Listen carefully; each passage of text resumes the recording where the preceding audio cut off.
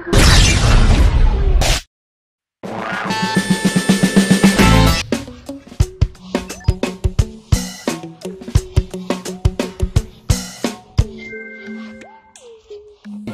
on arrive vraiment en tant que digne fils du pays. Dans ça, la constante vraiment, surtout dans les politiciens, la remarque positive et négative des alliés. La remarque négative, on a dans mon cas, que pourquoi les gars dans la TV, oui, les différences, c'est ça, le débat, oui. Mais dans mon cas, il y a une idée à bien. Normalement, obéissez. Sauf que mon idée, peut-être que mon idée, il y a une idée plus. Normalement, bateau oyo mitu esala bateau oyo maye des ali bateau balingi développement ya mboka akobengisa moninga na mon cher voilà vous avez l'idée opinion boye tala la opinion na wana moninga boye mon cher tala opinion boye des fois ça peut mal tourner oui on sait c'est pas pour na mboka la opposition la majorité ezali oui mais mboka na biso actuellement ils ont besoin de publicité on a pas débat on a té bon pour esinga ta ba comme ils ont nenga mabeke ya mais mon par exemple honorable Daniel ça nenga makele la sala et vraiment ils ont fait dignité d'un honorable franchement bazakari ba ba sur la ba filmo da parler ma filmo et déjà on va combien pour quand même on a tout narratif ils ont donc nous comme dans une stratégie mais pour aïe pas jouer on a la ligne mais bazula été na eloko moko boye oyo ko porter biso un plus bakoela boya ko pesa ba idée ba soutenir bango après buba baluki na pesa exemple na quel sous on a peine na lobika la vérité na mona ki ndeko laisser biso mande ba na ndeko laisser kana okola ndeko laisser o monde ko laisser percentage o moni boy papa molé boy ba wana ba député o monde na so atmosphère émission ba monde échange o monde pas ba comment obina kala ba lobina likolo na population mikolo e komi quelque chose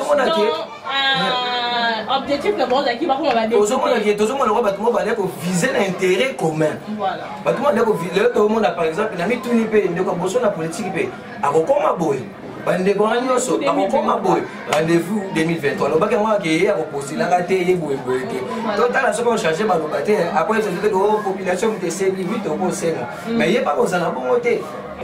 Ok, merci beaucoup pour la question. Comme mes rubriques, dans ces périmètres des caméras à Bendimai, on a reproché, vraiment je l'ai dit à ciel ouvert, Ezali, tout le monde va député, va bimi, va profiter d'un silence, il y a président Kabila. Nous connaissons ce type de député, c'est-à-dire qui na TV faisant semblant et à critiquer l'ex-président de la République. Et tant qu'on va voter, bango moko, bazoye ba sous celo en salaté. Tout le monde va député belé bazui succès na silence wana, bazui succès na sens ni à magnanimité à olubake souvent. Ba député ana ba miebi, je ne peux pas citer les noms parce que moi je suis juriste. Et l'Européen a reproché les sous ses alliés. Le pouvoir actuel va présenter ce slogan, il y a état de droit. Mais état de droit, on doit palper à monter. État de droit, on au niveau de Maloba. État de droit, on au niveau, il y a discours. Et là aussi, nous avons reproché, il y a tendance, il y a tribalisme. Tout le monde que dans toutes les hautes fonctions de la République, il y a cette tendance où on est à tribalisme. On a tribalisé la gestion de la RDC. Donc, il faut que la tendance soit enfin que les Congolais tous égaux au terme de la loi, tous égaux au terme de la gestion de la République démocratique du Congo. Et je souhaite un bel élan pour notre pays. Plus beau qu'avant, soyons unis, comme dit dans l'hymne national Nabiso, nous bâtirons un pays plus beau qu'avant. Bienvenue à votre chaîne d'actualité RDC Monde TV. Je dis souvent que la science sans conscience n'est que ruine. Et là, la vôtre qui est devant vous, elle s'appelle bien Nicole Bokanga, la superwoman black, la généraliste de la presse congolaise. La youtubeuse qui est informée, on dit que si la culture ne va pas, le pays ne va pas marcher. Et on dit aussi que que la science sans conscience n'est que ruine. Pourquoi? Parce que nous sommes ça la science sans conscience et non science, il y a ma baisse et juste pour nous créer l'actualité. Aujourd'hui dans mon plateau, je suis accompagnée avec le jeune courageux, le jeune entrepreneur et puis le jeune juriste. On est toujours partagé en paix, toujours le médiation des actualités à la leur. Les actualités à la lune, et ça que n'importe quel tambola, avant que si la politique ne va pas pour le tambola. Donc, politique est englobée sur l'étape sociale et tout consort. Donc, ensemble, là, par contre, on met un peu pour analyser. On met un peu pour analyser l'actualité, la situation politique, la situation sociale, il y a un cannabis, et puis une évolution, il y a un cannabis. Ensemble avec mon caméraman, on a vraiment une manche au côté de on se présenter. Je commence là, la droite, à qui je dis déjà bonjour messieurs. Bonjour madame. Comment vous allez? Oui, ça va bien. Donc, pour se présenter, à travers cette belle chaîne LNTV, on a et tout comme ça. Merci beaucoup. Merci. Je me nomme Kalonga Mavini Emmanuel. Je suis l'exécutif provincial du PLDDC, Patrimoine libéral démocratique pour le développement du Congo. Je suis déjà à Kinshasa il y a de cela 6 mois, que nous évoluons vraiment avec force, avec une majorité écrasante concernant le développement du pays. Et donc... Voilà, donc je suis les jeunes juristes. Il y a mon pour que se présenter. Les caméramans dans la côté dans la plateau. Bonjour messieurs. Bonjour madame Nicole. Voilà, que c'est présenté. Partout dans le monde, là je vois la diaspora congolaise directement, je vois. Il y a Roger le combattant depuis Paris qui s'est présenté. Bon, merci beaucoup. Merci pour cette occasion, madame Nicole. Merci aussi à ceux qui nous suivent en ces moments présents. D'entrée de jeu, je tiens d'abord à me présenter. Je suis Deocras Moussamou, membre d'un grand mouvement intitulé IAD, IAD qui signifie idée, développement, puis action. Voilà, je suis juriste, comme vous l'avez dit, analyste politique, et c'est au sein de cette émission que l'on va brosser toutes les questions qui battent le plein dans notre société. Merci. Voilà, dans cette émission, comme il vient de le dire, on va brosser d'abord surtout sur les actualités. Dans le plateau, on a rendez-vous que c'est présenté, les jeunes, les mouvements citoyens, les associations, pour la jeunesse et pour l'avenir, surtout pour le développement du cannabis. Vraiment, on a un peu pour analyser, surtout que les jeunes. Le lieu, comme on a remarqué, c'est comme si les politiciens ont baisse. Et on a dit que l'Obami a assisté, a proposé une loi moroboé, a sali comment boy, donc il y a des blocs qui étaient autres qui étaient là, où on a maman paniqué. Et puis on a un exemple, mais on va voir une chose, ma bloc habité, et on va bloquer ça, madame, on a un terreau qui t'a, ni la sommation sur la terre, après j'ai la bonne à sa peur. Les gars, moi, le roi, les gars qui le roi est baisse, le roi nous dit ce qu'on s'en suite, et banaté. Dans une si parole dans le cas. Maman, tout d'abord, on a une vision, on a la vision. Effectivement, on les a promesses. Biso tout ça, la jeune, on a éveillé, et surtout, biso, on a la connaissance, par expliquer biso mouvement et avec les ennemis, les a dirigés. Tu es une stratégie sur les A à Z.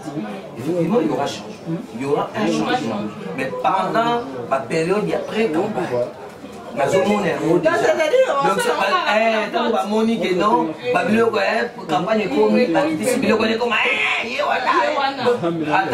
c'est les moments. Changement le changement c'est aujourd'hui, c'est pas après demain. Changement elle aura mon tour à se décider les sur combien sur les changements, pas ça changement.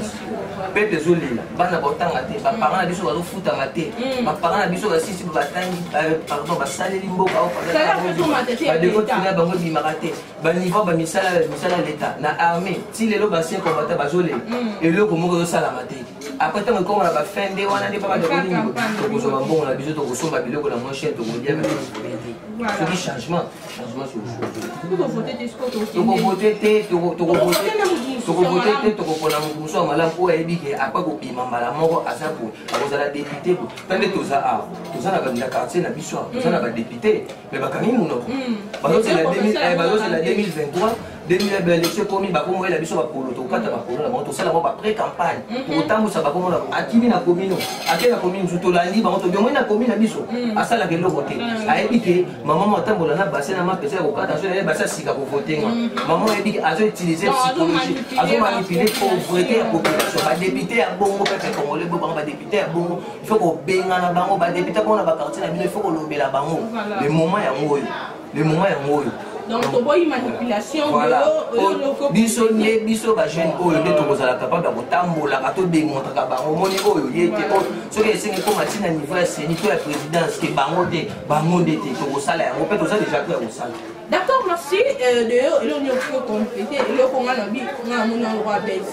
Bon, en tout cas, la RDC a assisté à tout le rendez-vous, sauf il y a émergence et développement. En tout cas, le Congo, tout le monde ignore ça, Madame Nicole, mais tout le monde dit où il y a développement, où il y a émergence. Même si l'émergence au Kabilando, la Kabiso. Bon, on a un débat. Vous savez, et ça l'a pas si, et ça l'a vraiment pas si, parce que politique, il y a génuflexion à la jeune, il y a marche-pied à jeunesse, non oscillité. C'est-à-dire, l'homme politique congolais à comprendre que non, dans le moment élection, c'est le bon moment pour nous marcher sur cette jeunesse. Mais nous disons non. Pourquoi? Parce que nous sommes cette jeunesse consciencieuse. Nous sommes cette jeunesse éprise, il y a sens, il y a changement. Nous sommes cette jeunesse qui veut redorer l'image de la RDC. Et donc, c'est une mission que Bissonnion Sotozo Sala. Madame Nicole, tu es en train de construire le Congo au travers de votre mission pour permettre à Bisso de aussi voir la Bisso.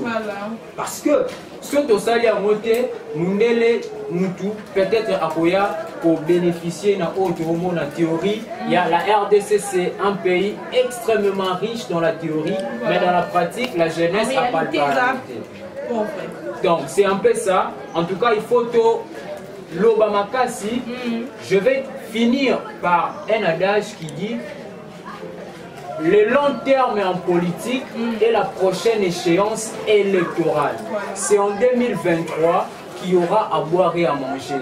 C'est en 2023 que le peuple congolais va décider sur le sort de son pays. Voilà, rendez-vous dans la mort en 2023, donc population, le lobby n'a pas la population, on a besoin de qu'elle, comme en 2022, il y a un changement, il y a besoin de il y a 2500 francs. Voilà. On a besoin vraiment d'un verre pour chuter, tout le bilan qui est promesse qu'il y a besoin de la République, à la Ratibiso, à la Rabiso 2, entrée, il y a pouvoir, alors que non, c'est pour la mot comme dans un pays, il y a des entrepreneurs, au bâti, ça va millionnaire, on va salir le pays.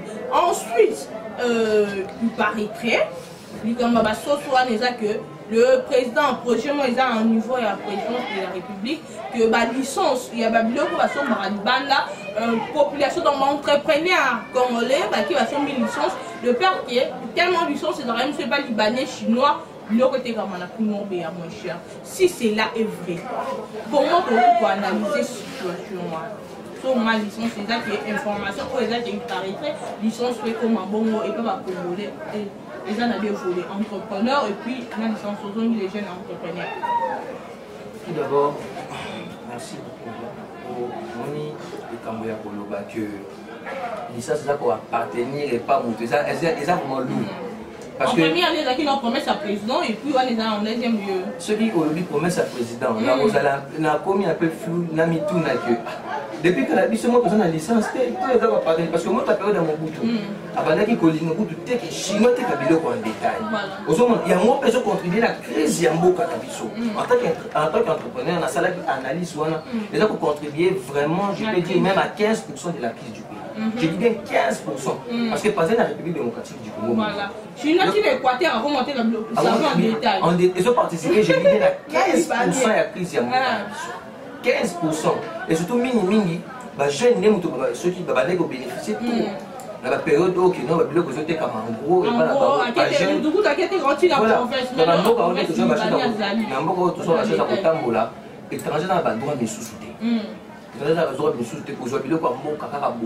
par exemple ba minerai auto quand même monsieur azui yango azui mbongo na blanchir yango atyango na pro crédit tout ça to biloko ya nyonso na bamboka monsieur esalamaka te babiloko wana ozoki contribuer na crise na faillite mais bango intérêt na bango eza nini bakotisa mbongo baremplir bapoche ngai na condamné président de la République jamais parce que aza étouffé quelque part, Aza étouffé.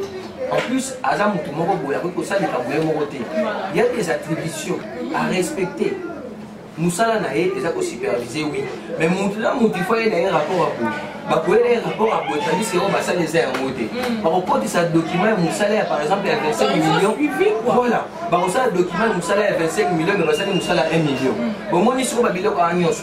Mais IGF Ezali, si on a quand IGF Ezali, il y a pas de contrôle. IGF a mon coup de la période, on a mis tout la peau. IGF a mon besoin de la bateau va travailler. Non, bien, est-ce que Bamon va donc des Bamon va dire Bamon va jouer mon bon à comme ici. Bon, comme aussi. Mais bon, déplacement, président coûte pas million. Déplacement, premier ministre coûte million. Parce que moi, sans côté, la minerai en boca, les autres. Parce que nous sommes parmi les 5 pays les plus riches au monde en matière de. En réalité, mais de la pauvre. Bon, il y a des minéraux, tu m'as coupé cette explication. Pour moi, il y a une explication autre qui est en disant que non, c'est pays dirigé par les Américains. On peut prendre par exemple, Laurent Désiré Kabila. Voilà, pardon, hein,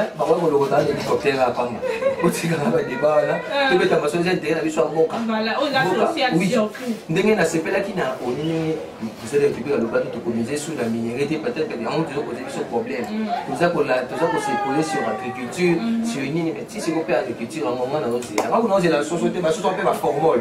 Non, c'est l'agriculture, n'allez non, c'est l'agriculture, n'allez bio.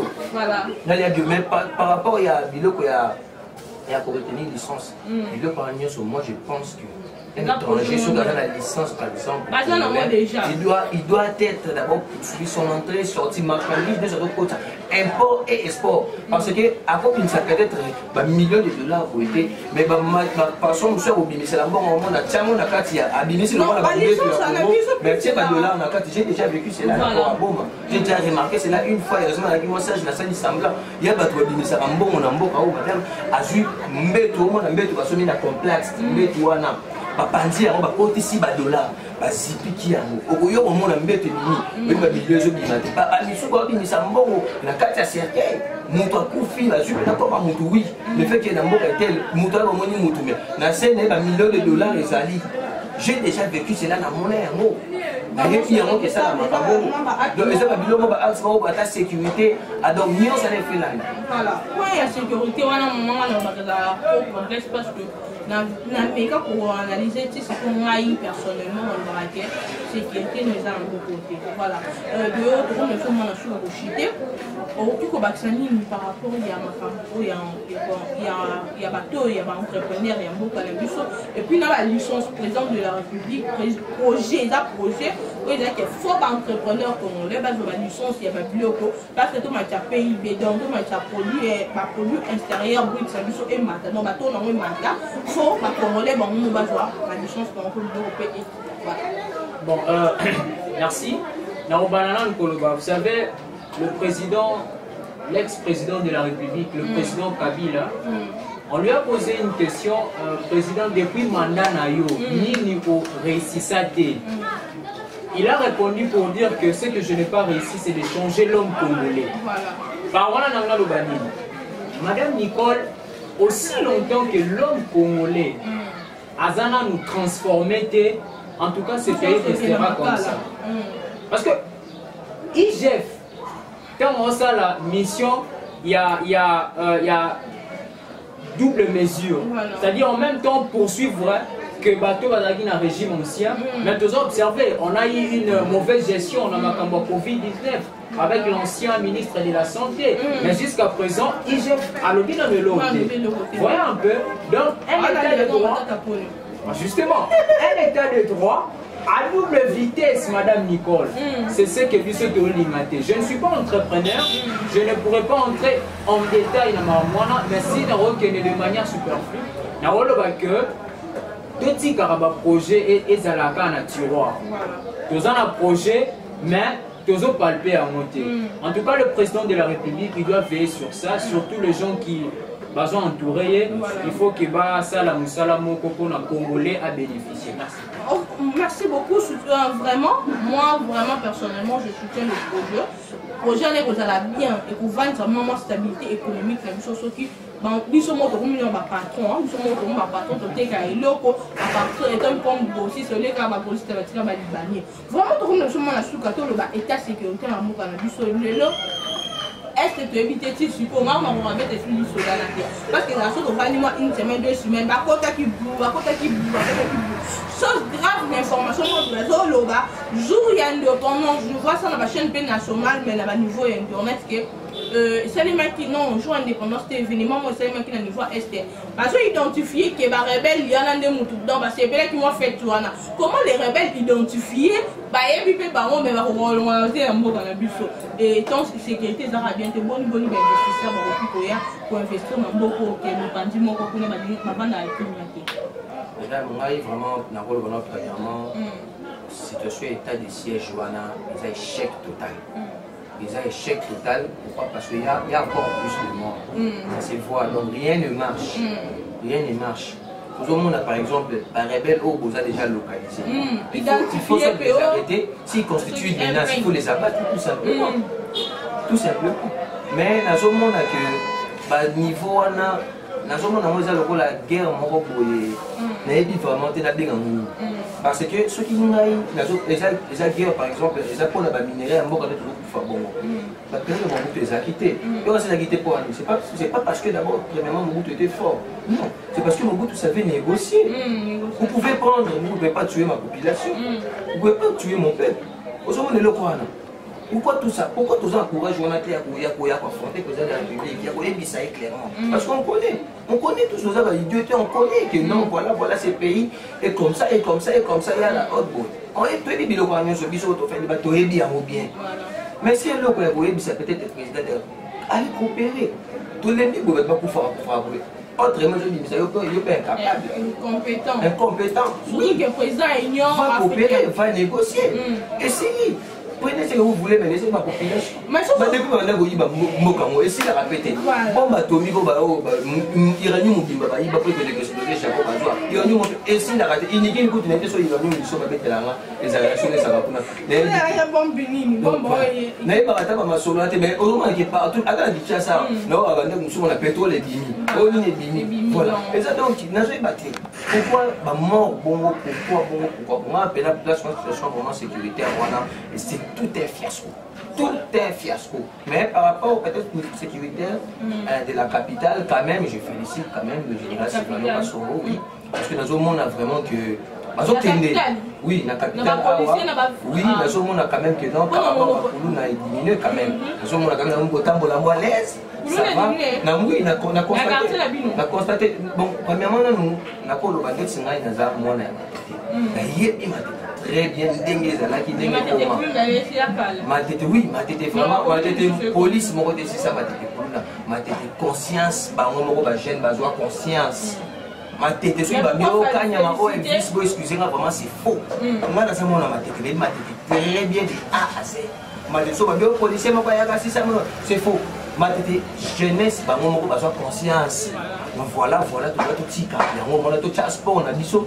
na niveau international tout ça niveau la raison que ba sortir de vélo tali ma tête je ba ngombe muke na yo mais pour l'instant vraiment je ne suis pas contre ma propos na yo kolobak félicitations oui on s'en est musala madame mais jusqu'à présent la police de biso de vraiment congolais la police de biso bon ça la maman musala na ndenge le ba et surtout problème il y a pas cache ni ba quand n'importe qui donc il y a vraiment boulot moi bien te surtout pas ni mo ba yo ba ujani donc ça ne va pas étant comme juriste d'ailleurs place on a pardon madame place et ça dit débattez s'il vous plaît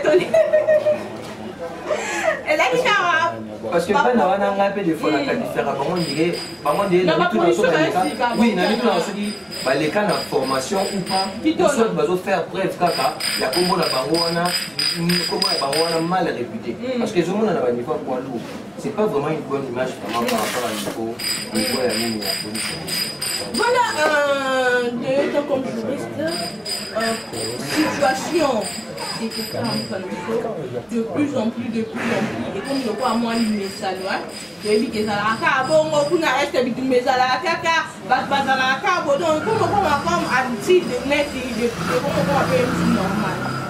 Madame Omoni, situation est le Cana Est de la République, on ne cesse de compter les victimes. Vous savez, il y a faut pas tous aller en propension que ce sont nos frères congolais qui vont partager Makila Mokonabiso. Ça fait très mal lorsque vous exploiter un État, mais en même temps vous mapper la population là-bas. Et ça, là, pas signé. Moi, je félicite dans l'intention le président de la République a eu la résolution de pouvoir au sein l'état de siège. Qui dit état de siège, et Zoloba, remplacement, il y a des militaires par des civils. Quand même, et ça, il est encore encouragé. Mais, toujours comprendre que l'état de siège, jusqu'à présent, toujours assister quand on a mort. Nous sommes en train d'assister quand on a mort. Batubazo Koufa, Batubazo Sala, du n'importe quoi. En tout cas, partie à est de la République et comme il y a quadrature, il y a cercle pour ruiner la population congolaise. En tout cas, il faut maintenant, déjà dans un état de siège, on a du respect pour le militaire, mais il faut qu'on renforce en haut, c'est-à-dire qu'on change, qu'on recycle même les militaires pour que va travailler. C'est vrai qu'il y a des infiltrés, mais vraiment qu'on identifie qu'on va travailler au service de la nation et de la population congolaise. Voilà, merci beaucoup. Merci à l'intention sur la chaîne émission RDC Monde TV. Vous avez bien pour la très belle émission analyse autour ensemble. Na ba ninga ba congolais, ba zali ba citoyen, ba jeune, vraiment. Ba zali souci lié à développement. Dans l'ensemble, l'émission il y a développement, surtout que social il y a beaucoup d'analyse social et bondi kaka. La maman na wende, ba yeba la politique, mais mikolo ba comment on s'intéresser la politique grâce que social n'a pas de sur le temps de la bien et vraiment bien ceux qui m'ont conjambo quand tata c'est que dit lombo oh mais qui li bosso ko ça na point na ya ko dans la social na biso quand même biso au secteur aux amours bien vraiment la souka ya baptiser et le coup malonga ko baptiser zate mais non c'est la jeunesse tous a toujours éveillé tout bangaté la ligue doit continuer jusqu'à ce que tout le monde a clair dans le cas au cas na le bara toujours j'ai toujours tendance à dire aux jeunes celui qui connaît la valeur de demain s'élève tôt. Merci. Voilà, bon, Yarouba Césate, sauf que merci. Merci de nous avoir reçus dans l'émission Nayo. Merci à nos frères qui nous ont aidés dans la caméra. Et merci à tout le monde, spécialement Bateau contre Biaka, Konabiso. Là, je vois Madame Césarine Condé. Merci à tout le monde, ma maman d'ailleurs. Et là, on a eu Goloba, comme disait Michel Rocard. Ceux qui doivent s'occuper, ou ceux qui jeunesse et s'occuper de la politique va s'occuper de nous. Voilà. Donc il y a une période que le jeune puisse s'occuper aussi d'un souci à mot d'un souci à politique. Voilà, et donc on a su qu'à moi, et l'on montre que c'est ce qui d'affaires mais rubrique, et voilà. Réponse ni OE, étant que citoyen, nous ça la population, la politique. Donc on dit non. Et toi comme citoyen, devant la caméra, Dieu il m'a poussé dans ma caméra, il pose sur la rubrique. Autre chose que ça n'a pas Dieu il m'a vraiment poussé dans la caméra, je vais aller là vraiment je reprocher face à la caméra, reprocher ni. Donc ça la politique, en général. S'il faut citer le nom, on peut citer voilà des mots. Et voilà, c'est par ici que nous allons mettre un point pour aujourd'hui. Merci à Internet sur Balanda Kibuso. Restez branchés, connectés dans cette chaîne. Abonnez-vous massivement. Surtout, n'oubliez pas de partager cette émission et pas Ninga, collègue Nayo. Pour que ça peut Ninga nous tant il y a cause à l'actualité en temps réel. Un grand merci à Batnos Wazoraton pour l'analyse à travers cette belle chaîne RDC Monde suivi. Merci à mon boss et mon patron aussi depuis quelque part au monde. Merci à mon caméraman Yenix. Yazarana au fond on lève pour observer il mange à Kitoko grâce à elle de mon émission où il est qui n'a il mange à Kitoko. Merci à Doka Sita. Un grand merci aussi à Merciel Datika Zadi. Un grand merci à Papa Nabiso, le coordonnateur, Oazaliwana, le coordonnateur, Papa Nabiso, Papa Adrien. Un grand merci à Yo Zarana, toujours. On espère bien que la santé, ça va aller. Et maman, je peux continuer en merveille. Un grand merci à Banina ensemble. Groupe Nabiso, ensemble. Il y a des combattants de partout dans le monde. Là, je vois, Zarana pour la lutte, il y a Loi, il y a Noah Tchania. Là, je vois directement le président Zarana à la tête. Tout le monde y en a, le président Roger. Les combattants depuis quelque part au monde de la vie diaspora congolaise ne tombera vraiment jamais. Un grand merci à Madame Soagnara. Il faut continuer pour s'abonner massivement. Là, je vois là Glody Floumé depuis IAC. Je vois ma famille Bokanga partout dans le monde. Pour notre soutien, un grand merci à ma maman chérie, Marceline Don de Babi, leader à ma maman Moutaneku, Azate Babi, machine à beauté. Un grand merci à la participation à Bandero. Merci à mes invités pour notre CP qui disposé. Quant à moi, je vous retrouve juste à très bientôt dans l'actualité. Merci.